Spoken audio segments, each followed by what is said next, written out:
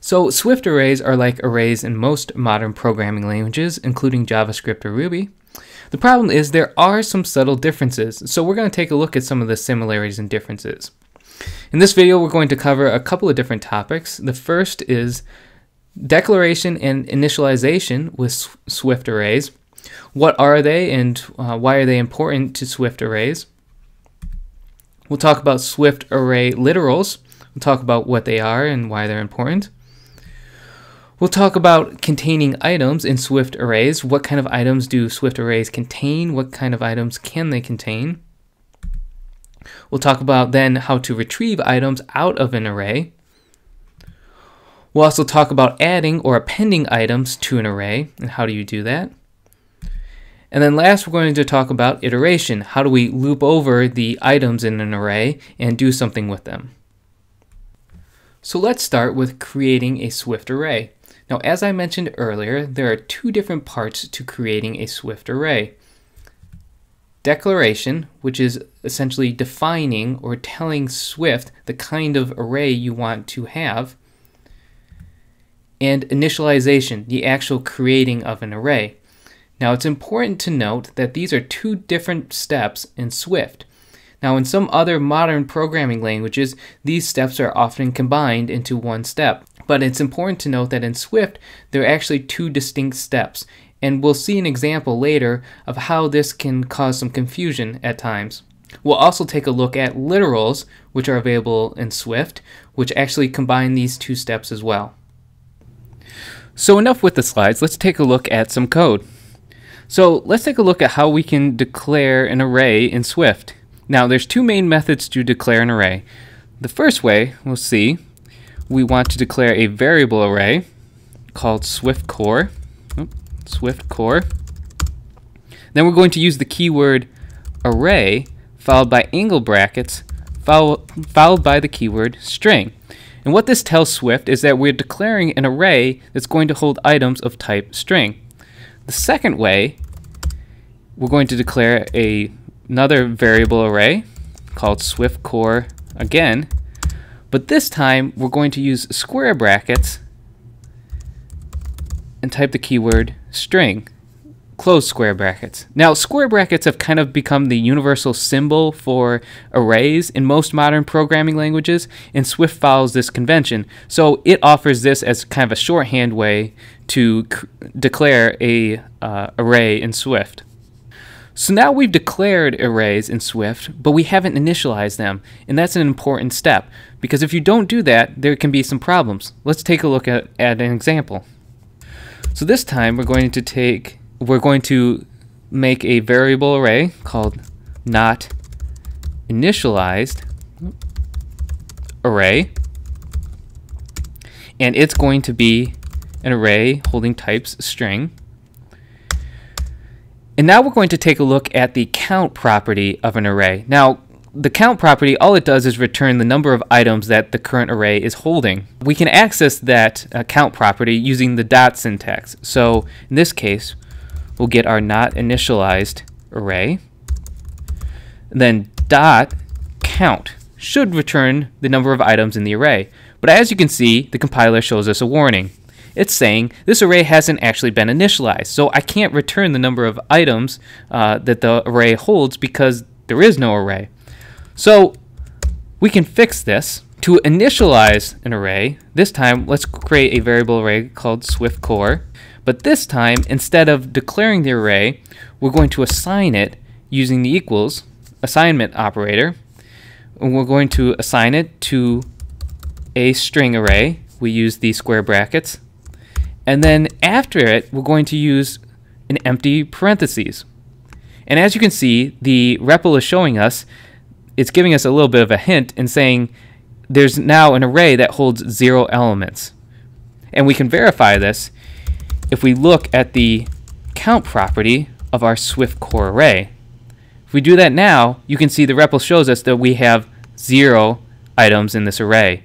So you can see that initialization is an important part of creating an array in Swift. Now, we declare and initialize arrays so much in most modern programming languages that most languages have actually created a shorthand way to create arrays in their language. And Swift is no different. Swift has what it calls array literals. And let's take a look at how we declare an array literal in Swift. So this time, we're going to create, again, a variable array. This time we're going to call it Swift array. And this time we're going to use the assignment operator. We're going to use the square brackets. But this time we're going to actually just populate it with some strings. So let's populate it with a string Mac, a string iPhone, and a string iPod. Close brackets. And now we've created an array literal. And as you can see, the REPL is showing us that we now have an array that holds these 3 items. Now, Swift is actually using something called type inference to infer what kind of array we have. This is essentially equivalent to the following line. Here, what we're saying is we have this variable Swift array, which is equal to an array that holds types string. But Swift is smart enough, and the compiler is smart enough to know that and infer that from our array literal that we are declaring via the assignment operator. So you don't actually have to declare what kind of type and what kind of array we have. Swift is smart enough to know that. So now we've taken a look at arrays that hold type string, but arrays can hold all different kinds of types. So for example, let's say we wanted to hold some integers such as roster numbers. We can do that. So in this case, we create a variable called lions, and this time it's going to be an array that holds items of 9, 81, 90, and 21.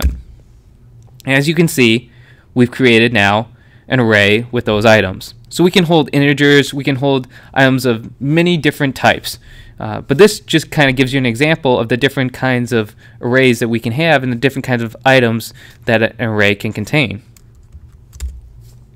Now let's say we've created an array, but we now want to add another item to that array. How do we do that? Well, let's take a look at an example. This time we're going to create a variable array called chocolate shake.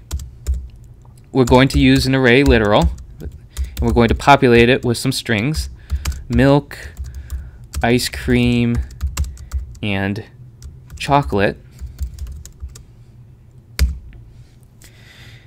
And now, if we want to add an item to our chocolate shake array, such as, let's say we wanted to add rum to our array, we would use a method called append. And we can access that method through the dot syntax, the same syntax we use for count. So the way this method works is you use dot append and just add the item that you want to add to the array, in this case rum. And now you can see the REPL is showing us that we've added rum to the end of our array. Append always adds the item to the end of the array, and we can see that here.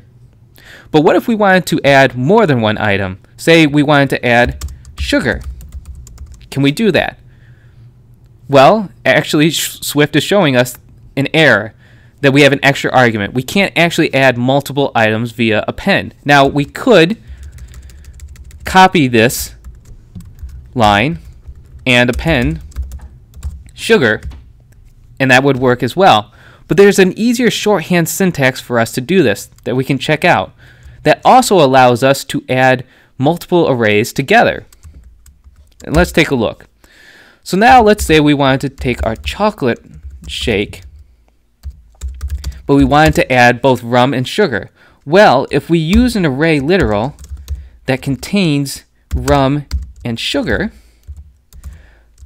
but this time we use an operator, this plus equals assignment operator, it actually adds these two arrays together into one. And you can see that it adds the second array of rum and sugar to the first array. So now, if we print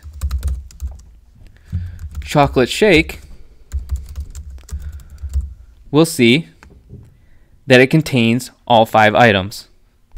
Now, This is a great way to add multiple items to an already existing array, because we don't have to do that one line at a time like we did with append. So this is a quick shorthand way to do something like that. It's also useful if you have two arrays and you need to add them together. You can do that as well.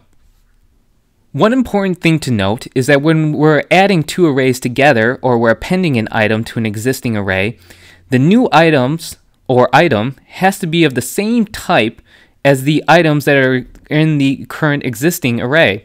So let's say we wanted to add an integer such as 10 to our chocolate shake array. What would happen? Well, as you can see, the compiler complains because the number 10 is not of type string, as you can see here.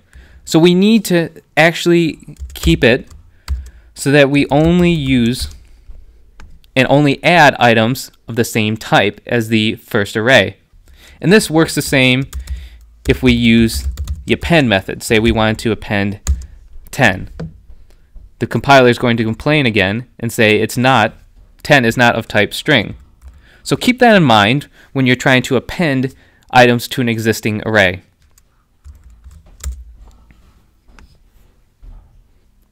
So let's say we needed to get an item out of our array.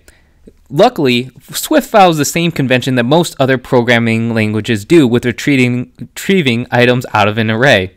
So we'll take a quick look at an example. So now we're going to declare a variable array, Swift array again, and we're going to populate it with our strings that we had before.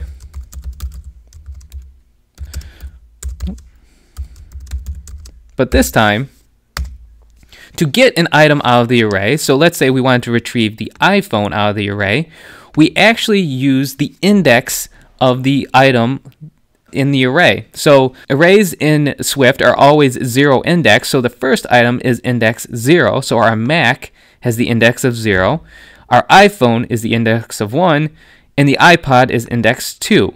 So if we wanted to get an item out of the array, we would say Swift array, use the square brackets syntax, and then the item that we want. So in our case, we want item 1 of index 1, the iPhone.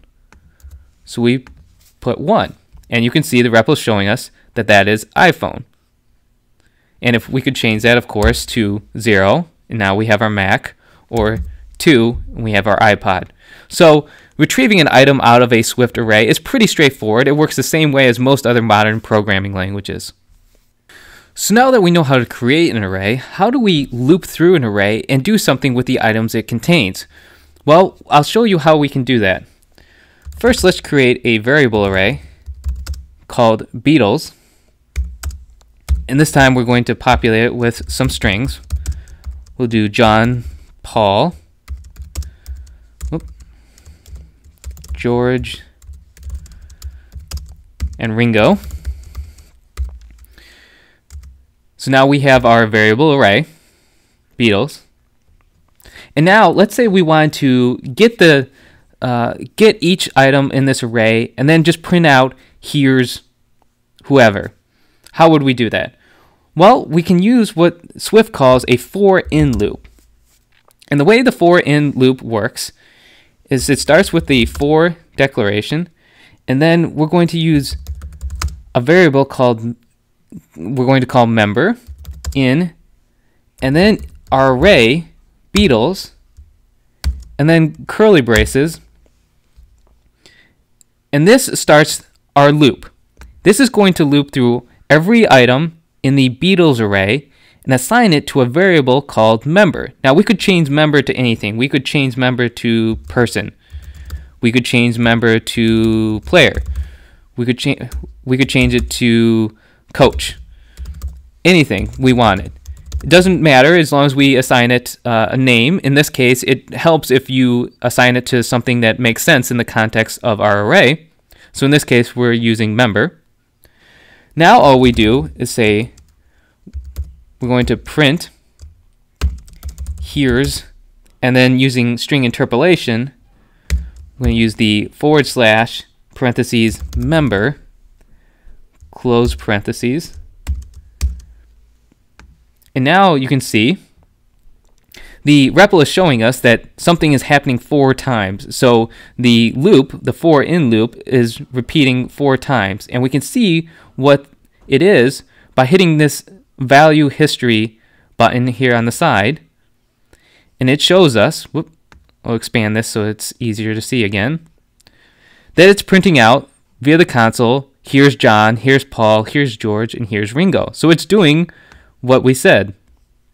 So you can see we use the for in loop to do something with the items in an array in Swift. It's a very convenient method for iterating through all the items in an array and doing something with them. It also creates a nice local variable that we can then use within the array, or excuse me, within the loop to then do something with the item. Now there's one other quick tip that I wanted to show you when working with Swift arrays that's very useful and helpful. So let's say we have an empty array. Let's create a variable array called vending machine. We're going to assign it to a array and we'll initialize it so it's an empty array. So now you can see we have 0 elements in this array. But let's say I didn't know that. Let's say I had gotten this array from somewhere else, maybe an API or something, and I wanted to see if there was anything inside this vending machine array. How would I do that? Well, luckily, Swift provides a convenient kind of helper method to check whether an array contains any items, and that's called isEmpty. We can access the isEmpty property just like any other property in Swift, such as count. So if we do vending machine dot is empty, we'll see it returns a Boolean value, true. So we can see is empty returns a Boolean, true or false, whether or not this array contains any items, in this case, vending machine. So let's say now, instead of an empty vending machine, we have a vending machine with some pop or soda, depending on where you're from. So let's say it has some soda. You can see now the isEmpty property is false. The isEmpty property is very useful and very helpful if you're trying to figure out whether an array you have contains any items or not. So in review, we talked about declaration and initialization of Swift arrays. We talked about array literals. We also talked about the kinds of items that a Swift array can contain. We talked about how you retrieve items out of a Swift array. We talked about how you append or add items to a Swift array. And then we talked about iteration. How do you loop over a Swift array and retrieve and do something with the items in an array? So before I close this video, I want to give you a challenge that you can work on to try to see if you can advance your skills in Swift arrays. So that challenge is create an array that contains instances of both a UI text field and a UI label.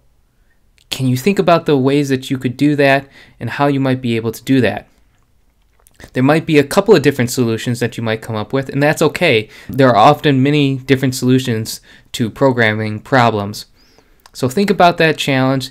Try to come up with your own solution.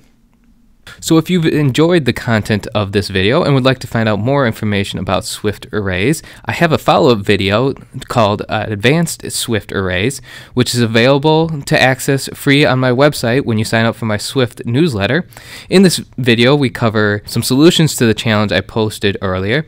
We also talk a little bit more about containing items in an array, how we can contain items of different types. Is it possible, and how can we do that? We talk a little bit about gotchas in Swift arrays. There are a couple of gotchas that you need to be aware of. We talk about how you can remove items from a Swift array. We talk a little bit about arrays as value types and why that's important in Swift. And then we also talk about iterations just a little bit more. So if you'd like to find out more information, head over to my website at adamdelong.com and sign up for the Swift newsletter, and you'll get access to that for free. Until next time, I'll see you later.